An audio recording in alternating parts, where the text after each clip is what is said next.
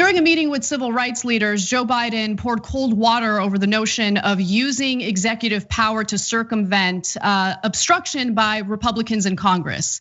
Now, it's still, honestly, in my opinion, unlikely that Democrats will take control of the Senate. But there are civil rights leaders and progressives who have been demanding that Joe Biden use executive power in order to get anything done as president. And again, he poured cold water on that. During the meeting, Ryan Grim obtained audio of what he had to say. I highly recommend that you listen to Deconstructed, where you can hear the full context of this audio. We don't have time to show it to you all right now, but these are the highlights. Here's what Biden had to say. I don't carry around a stamp on my head saying progressive and I'm AOC. But I have more of a record of getting things done in the United States Congress than anybody you know. Anybody you know. Let's get something straight. You shouldn't be disappointed. What I've done so far is more than anybody else has done this far. Okay? Number one. Number two, I mean what I say when I say it. Biden, in fact, has an enormous amount of power as president. 2 episodes ago, we devoted an entire show to just that. It turns out that Biden does not appear to be a deconstructed subscriber. Here's how he responded to those calls. There's some things that I'm going to be able to do by executive order. I'm not going to hesitate to do it. But what I'm not going to do is I'm not going to do what Benita, you probably used to get angry with me during the debates when you'd have some of the people you were supporting say, on day one, I'm going to executive order to do this. Not within the constitutional authority. So, Cenk, what do you think? So, very, very typical Democrat. Just did unilateral disarmament. Not only is he not going to do the executive orders that Trump did, and yes, on principle, I might not even disagree with. Depends on the topic, and so the way that Biden framed it, I'll do some executive orders, but won't if it goes too far on certain legislative issues that are the purview of Congress. I don't necessarily disagree in principle, but when you say it in a Zoom call, it's definitely going to leak. And when it leaks, you've just told the Republicans, don't worry, I'm never going to do anything through an executive order. So you can obstruct me in the Senate and you'll get everything you want. They're so bad at strategy. Second of all, you got civil rights leaders on this call. Don't yell at them. I mean, the beginning of that was just yelling at them. I've gotten more done than anybody. Well, that's true. You have gotten a lot done. Joe Biden has a historic career in the Senate, like he did the 1994 crime bill that locked up millions of African Americans. Yeah, you got that done, Joe. Congrats, congrats. Now, we told you about that. No one in mainstream media told you about it during the primaries. Now, surprise, it turns out Joe Biden locked up all these people and now he's almost bragging about it. Oh, by the way, he does get deals. That's true. Stephanie Rule on MSNBC would be super happy. He's gotten so many deals passed. Bernie hasn't gotten enough deals passed for the rich. So what was the deal that Biden got passed with Mitch McConnell during the Obama administration? He made 82% of the tax cuts for the rich under Bush. Under Obama, he made them permanent. Bush couldn't make them permanent, but Biden did. And so he keeps saying, oh, trust me, I'm gonna get a lot of stuff done. No, that's what I'm worried about, Joe.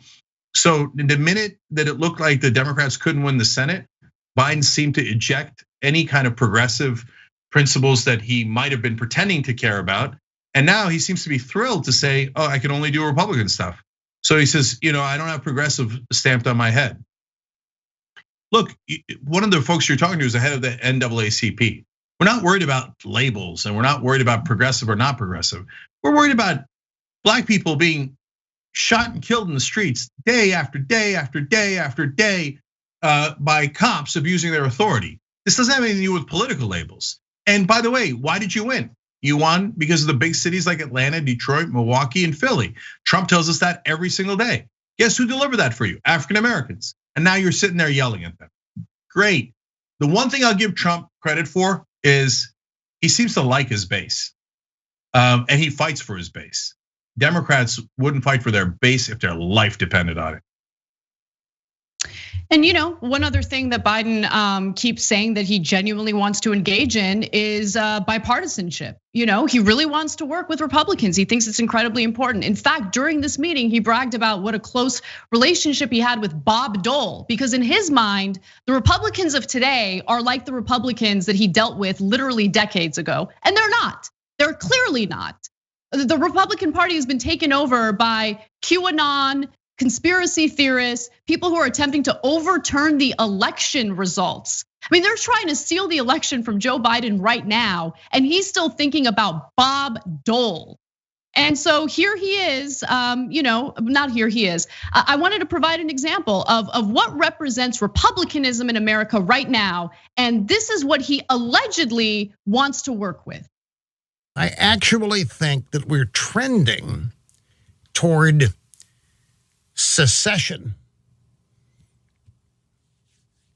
I see more and more people asking, what in the world do we have in common with the people who live in, say, New York? What is there that makes us believe that there is enough of us there to even have a chance at winning New York, especially if you're talking about votes? I see a lot of bloggers, I can't think of names right now, a lot of bloggers have written extensively about how distant and separated and how much more separated our culture is becoming politically. And that it can't go on this way. There cannot be a peaceful coexistence.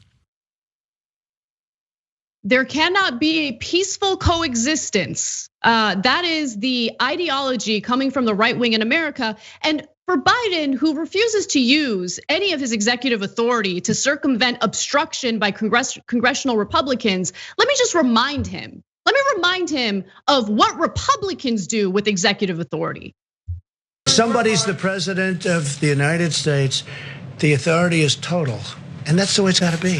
The authority is total. It's total. It's total. And the governors know that. So if the governors know that. Now you have a couple of bands of excuse me. The authority of the president of the United States having to do with the subject we're talking about is total. Has any governor agreed that you have the authority to decide when their state? I haven't asked anybody because I don't. You know why? Because I don't have to. Go ahead, please. But who told you that the president has the total authority? Enough.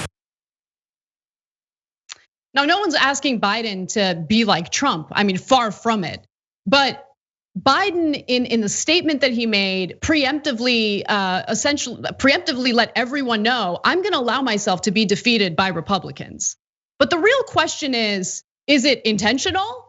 Because does he really want robust change in this country? Does he really want to change the structures that we're living under? Does he want fundamental change? And again, let me remind you, when he was talking to his Wall Street donors during the Democratic primary, he said verbatim, nothing will fundamentally change. It's intentional. It's intentional. He doesn't even want to use executive power when it's well within his right to.